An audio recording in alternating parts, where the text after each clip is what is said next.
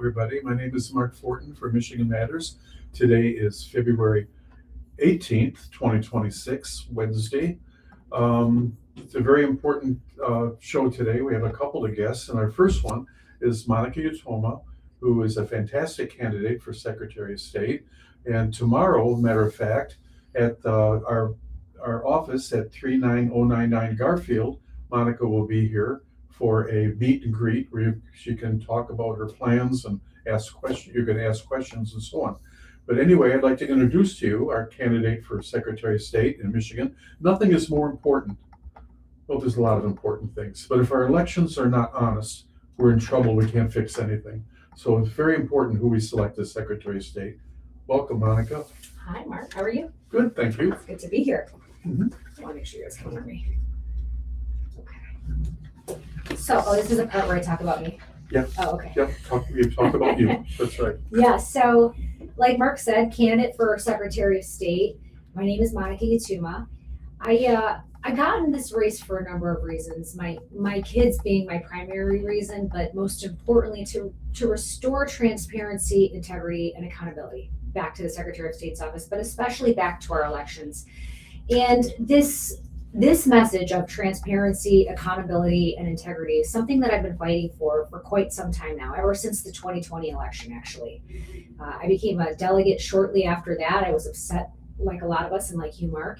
And so I became a delegate in Oakland County, and from there made my way to the executive committee of the Oakland County Republican Party, because I didn't want to just get involved. I wanted to really do the work and be helpful and really advance the conservative movement and the agenda.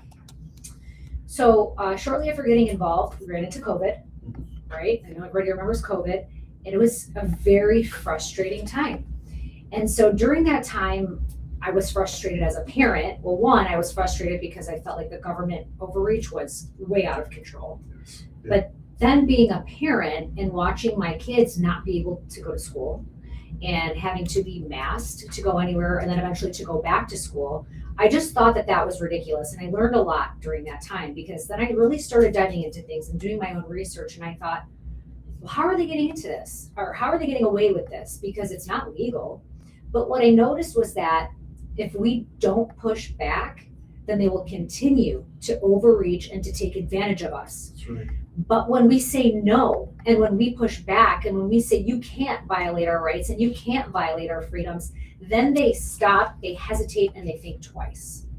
And so what I did was I had enough. I gathered 1,500 parents, took them to the doorsteps of our Board of Commissioners, because I said, who's in charge of this? And they said, well, it's the Board of Commissioners pulling the purse strings of the health department, who was enforcing the masks. And I said, fine, we're gonna go talk to them. And we did. And I made public comment, and I got really involved. And then I got frustrated because I couldn't even get Republican elected officials to have our back. Okay, and I got really frustrated. And so got together with other parents in the Walled Lake School District, which is my school district. And so we decided to file a lawsuit. And I actually filed a couple of different lawsuits to make sure at least one would stick. And so that lawsuit, the taxpayer funded lawsuit, was the one that ended up being successful. And then the mask mandate lawsuit was dropped. And then the rest of the counties across the state followed. And that's when I really learned, if we just put our foot down and we push back, they can't take advantage of us.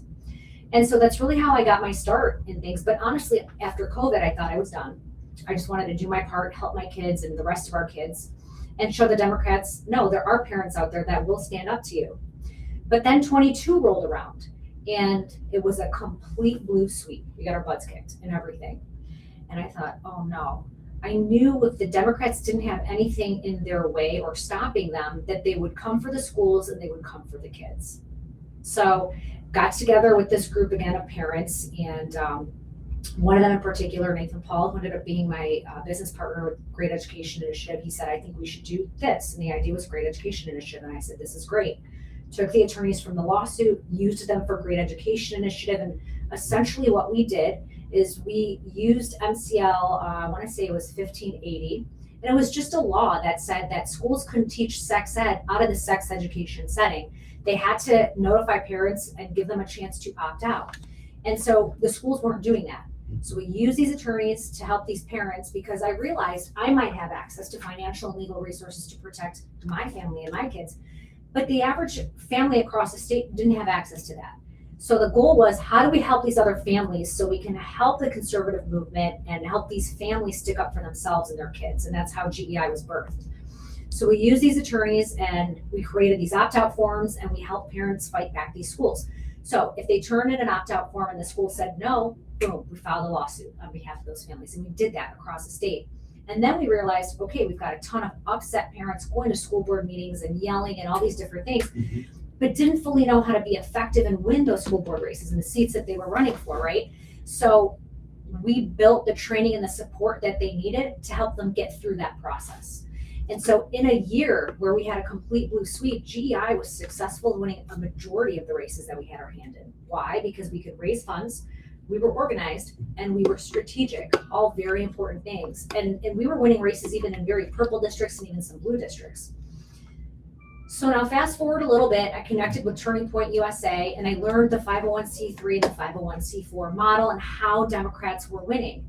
They're just funneling all their money through C3s and C4s. The candidate didn't even matter. That's how we got candidates like Fetterman and Joe Biden, because it wasn't the candidate, it was the operation behind them. Yes. So I met Charlie Kirk.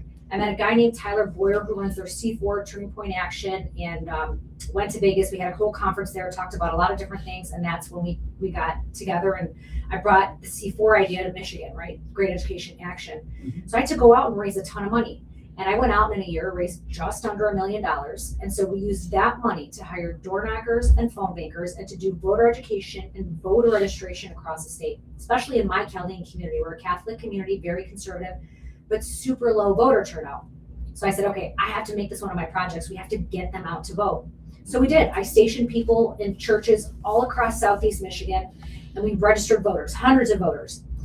And so typically that Chaldean voter turnout sits at about 32% mark. And we were able to take it for the 24 election from 32% to 76%, which was huge because it helped Republicans take back the state house, helped to bring Trump across the finish line.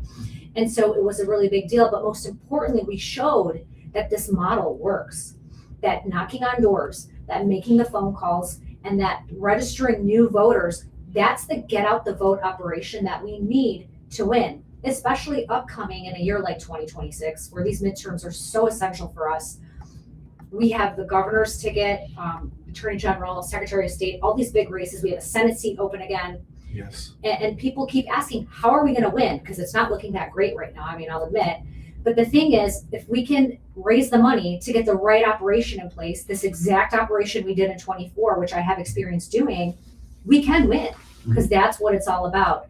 So I've spent my time in the last 6 years basically fighting the government overreach, doing the work, going around the state party and not around the state legislature, but just not waiting for them to come save us. If you wait for them, you're going to wait forever. Exactly. And so that's my background. I'm the CEO of a biohazardous medical waste management company. I've built a company from the ground up. So when it came down to it and I needed to build the C3 and then the C4, I just built it like a business. It's no different. Yeah, we're operating in the political space. One's a nonprofit, one can get political, little different entities, but the idea is you build it like a business, you create a good culture, you hire good people, and you network. I was traveling the state, raising money. All these things are important. And if you know how to do that, you can be successful. We don't have to sit and wait for the state party to save us. Not to say that the state party doesn't serve a purpose, but I think you saw what I saw, and it's that they just weren't doing anything for us. That's right. So, in fact, when you were doing all that, that's when we first met. Yes. We were the county party, and you came to a couple of our different meetings, talking about your organization and everything. That's around the time we first met. We did, yeah. I had community organizers in different areas, but Macomb is one of our heavy areas. One of the races we helped in was the Ron Robinson race. Yes. And he won, and that was a good race. That helped us take the House. Yes. And so really, we just mirrored what the Democrats were doing. What they were doing in the 501c3 is hiring community organizers and then putting them in different areas and working with whatever the nonprofit cause was or the charity was. That's what a 501c3 is. So they would take the issue and then they would work on that issue and build relationships with these individuals that had this cause near and dear to their heart. And then 6 months before every election, they would flip to their 501c4. And then they would go to these individuals again and they would say, okay, guys, all the work that we did, fighting these causes and doing these things with the C3, with the nonprofit. Now we have to turn around. This is the candidate you're going to go vote for. That's what they used to the C4 to do, to go get political and push that agenda. And so we just took that and we mirrored it. Because why not? We wanted to win. And we were getting our butts kicked. Yep. And we were successful. Fantastic. Yeah. So now we come to life today, and you're a candidate for Secretary of State. Yeah. Now, I've heard people make criticisms like, oh, there's no experience, and so on and so forth. Now, the way I view this, and I'd like your point of view on this, is that one of your competitors is the Macomb County Clerk. Yes. And who we know very well. And when he became clerk in 2020, the 2020 election, he didn't know how to be a clerk. No, he was brand new. He didn't have to be a clerk because there's already the system there. Yes. People knew how to do death certificates, deeds, all the different things. They had election department. Yep. All these things were functioning. So all you have to do is be an honest person and look to improve the system, maybe make sure it runs perfectly. You don't have to be a past Secretary of State to run for Secretary of State today. What you need to be is exactly what you are, someone that's developed a business, so on and so forth, and the education thing you've done, which you briefly just went through, shows the depth that you have.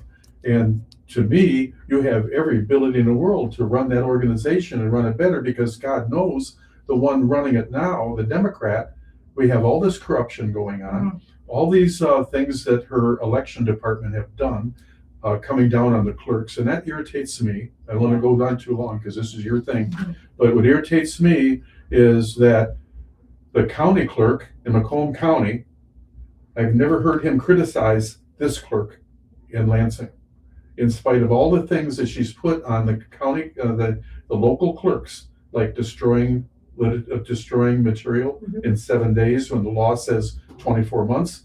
I haven't heard any pushback at all about what this Secretary of State's been doing. And what we need is someone that's going to try to correct this mess. And as you know, it's a mess. So It is. maybe you can talk about the things you hope to do. Yeah, so I think by experience, I've definitely been able to demonstrate that I bring very strong leadership skills to the table. And so, somebody's criticizing and saying, oh, she has no experience. Well, what's your definition of experience? Because I've got quite a bit of it. Now, if that means that you think, well, she hasn't been a clerk, that doesn't mean I'm not experienced. Can I ask you a question? Sure.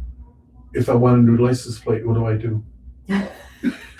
See, you go to the Secretary of State's you office. don't have to give me the form to renew my license plate. No. You have to run the organization that does that. That's correct. Okay. And it's like you said, he walked into a system and a team. From what I understand, the team of people of the Macomb County Clerk's office was great.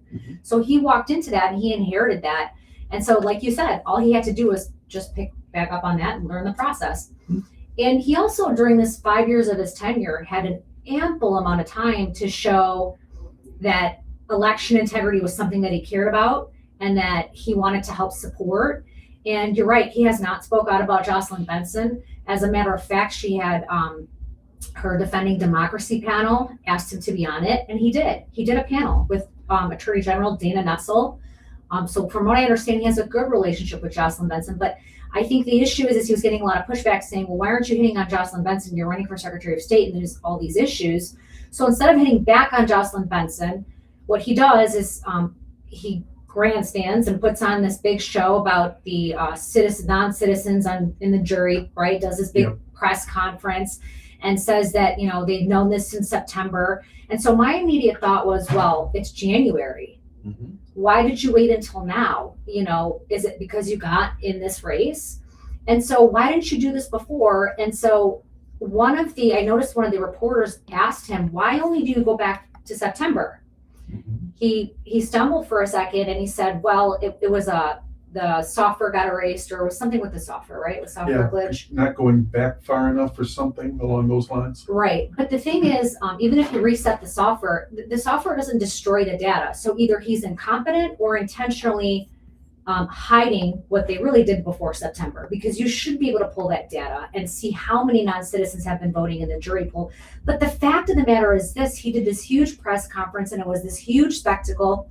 And Mark, people like you and I we know that non-citizens have been voting in our elections. That's right. That's Lots of them. that's not new news. No, it's not the news. No. And so, for me, it's just that process of, I guess it just was not genuine to me. If you care about election integrity, that's great. I'm with you on that. But I got to where I am because what I've been seeing over the years has really bothered me. The system is broken. There's no transparency. There's no accountability. There's no integrity.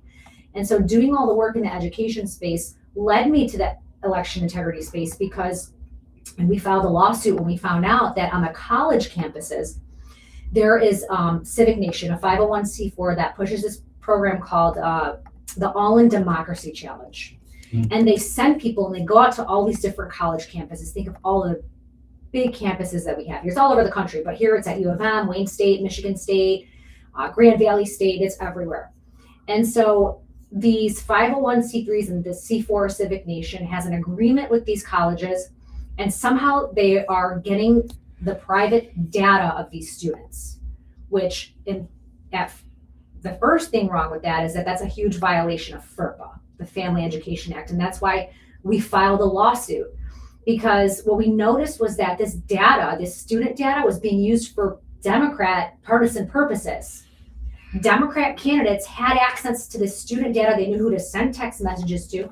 They knew who to send mailers to. They knew who to target. And these are brand new voters. Or some of them aren't even registered yet. So how do you know this information? So they claim that they're doing this in the name of civic engagement. And so they go onto these campuses and they educate these students on voting.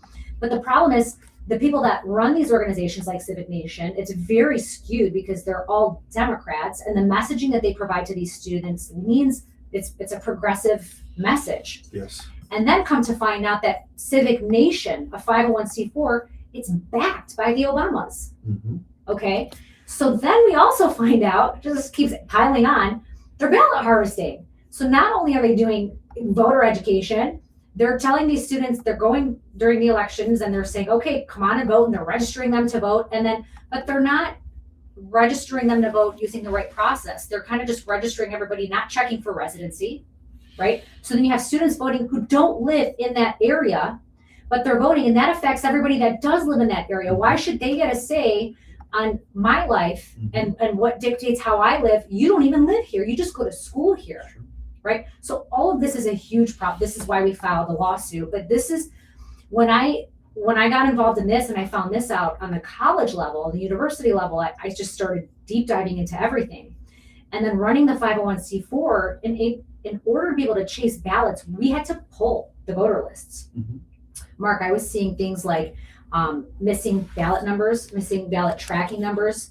I was seeing here in Macomb, every voter had the same voter ID. Yes. And I thought, how do you audit? How can you say it was secure? And then when the issue was brought up to Clerk Forlini, he said, well, I don't have the football. That's the Secretary of State. They always pawn it off somewhere else. It's never my responsibility. It's always somebody else's. Right. And so, okay, fine. Let me give him the benefit of the doubt, right? Let me put myself in his shoes and say, okay, I get it. The Secretary of State's altering data. We know that they're doing that. I'm just trying to think, if I was a clerk, and I know what my limits are as a clerk, I know what I can and I can't do. I've learned this process, right? And I've built a clerk advisory committee ever since starting this campaign. And I asked them, is this true? Is this not true? Could something have been done? And they all say, yes. He could have gone to the Secretary of State's office and said, hey, what's the deal here? We need to correct this data. Because organizations like mine, we're spending all this money and we're pulling bad data. We have to go chase these ballots. This is no joke. It's not easy to raise this money, number one. Mm-hmm. And number two, we're trying to win. Bad data makes it much more difficult for us to win. True. Very true. Now, the voter ID number thing, we talked about that with Tim Vetter when he was on the show and everything. And I'm 78. I forget the first year I voted, but the... You look good, Mark. It was not a joke. You look a day over 50. So anyway, excuse me, I'll tell you when it's a joke. So anyway, whenever I did do that, when I went and registered to vote, I was given a voter ID number. That voter ID number is supposed to stay with me no matter where I move and no matter where I live, in Michigan at least. I'm not sure about other states. But I could move my whole life. I could move, and from then till 78 years old, I could have moved 4 places around the state, but that number is the same number. And now, excuse me, this Secretary of State or somewhere in the loop messed up everybody's voter ID numbers.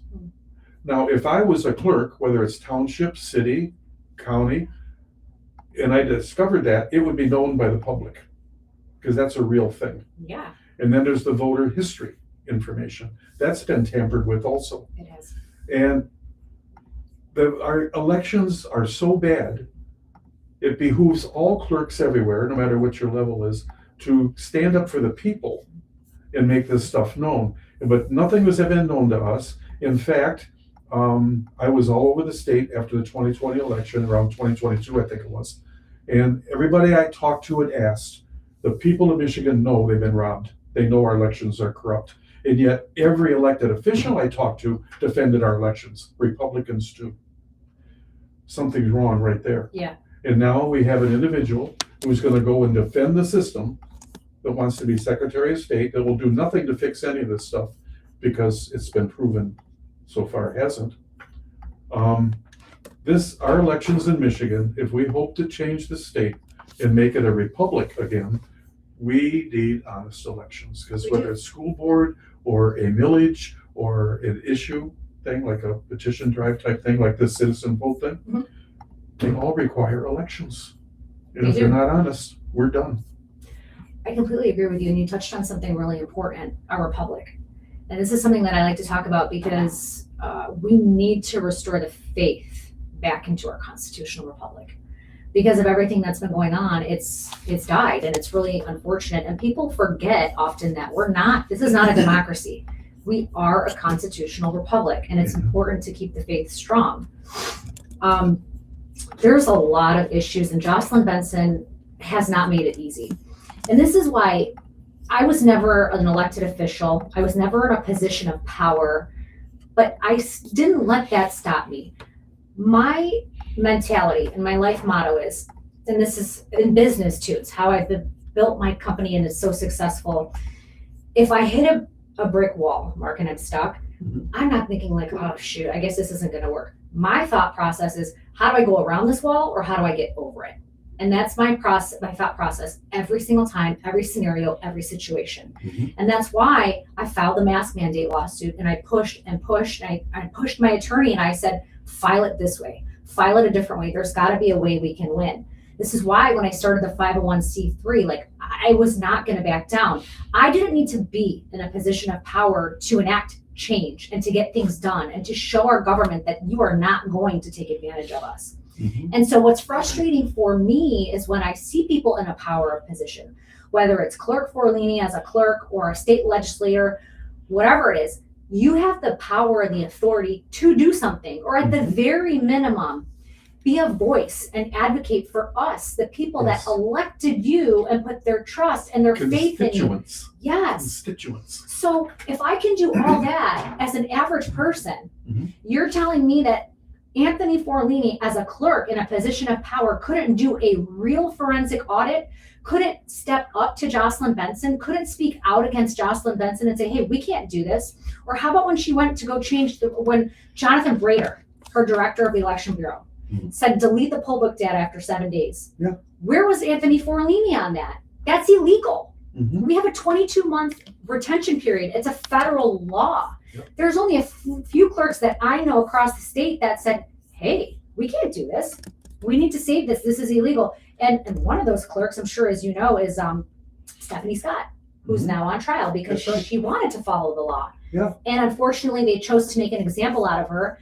And so Anthony has made the comment at our debates, well, I don't want, the FBI at my door, or I don't want Jocelyn Benson coming after me, but we need somebody with a backbone to win the general election in 2024. I have demonstrated that. I am not afraid of anybody. I'm not afraid of hard work. I'm willing to do the work and to do the things that are necessary to get us across the finish line, but to also get things done. Not only do we have to fight the Democrats in the general election, but on day one, getting into that office, just as well that needs to be done there. Jocelyn Benson has completely weakened our elections.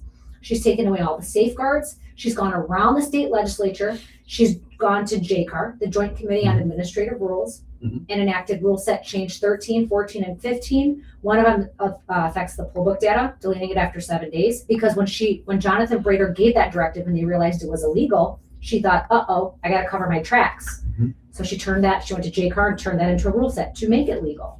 And then the rule set on poll challengers. She wants to centralize poll challenger training and have it be done through the state. And then if you are a poll challenger, they want to be able to eject you from the election for any reason. They want to make it more difficult to challenge ballots. Yep.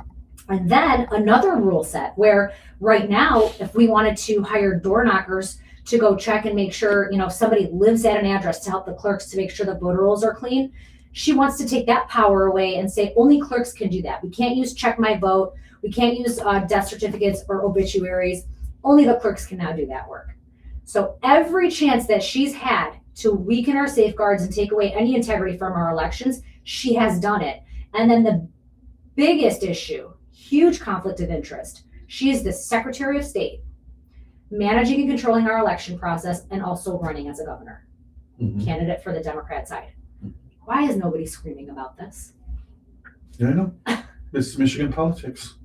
Uniparty. It's amazing. You don't even hear many Republicans talking about it. It just is. I wonder also, one last comment of mine, I don't even know if you can say much about it. Sure. But they changed the history of voters. They Mhm. changed our ID number. I wonder if it's destroyed in a way where we cannot recover it. I can't speak to that for sure. I would imagine that there is the original source data that hopefully we can get our hands on and be able to pull the original data. That's my hope. Mhm. But again, if she's trying to cover her tracks, it could be destroyed. But also, just so you know, they are so focused on this Secretary of State race, even more than the governor's race. They are pouring millions into this race because they don't want to lose this seat. Because they know that if one of us gets in there, at least I know I will. If I get in there, I'm going to uncover everything. I mean, one of the first things that I'm going to do is a full forensic audit to identify everything that's gone on in the last 8 years. And I want to hold every single person accountable that has undermined our elections and then make an example out of them and prosecute them to the fullest extent of the law. That's what we need. Yep. And I think that's exactly what they're afraid of. But that's what we need to do. Yeah.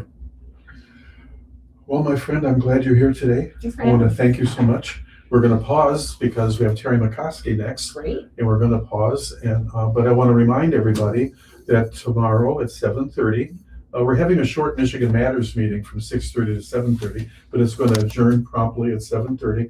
Monica will be here for a meet and greet, and where she'll be able to give us her vision and take questions and so on. So I want to thank you again for being here. Thanks for Keep having up me. the Mark. good work. Yeah, come see us tomorrow. I'd love to meet new faces and definitely see old ones too. Thank you, ladies and gentlemen. We will be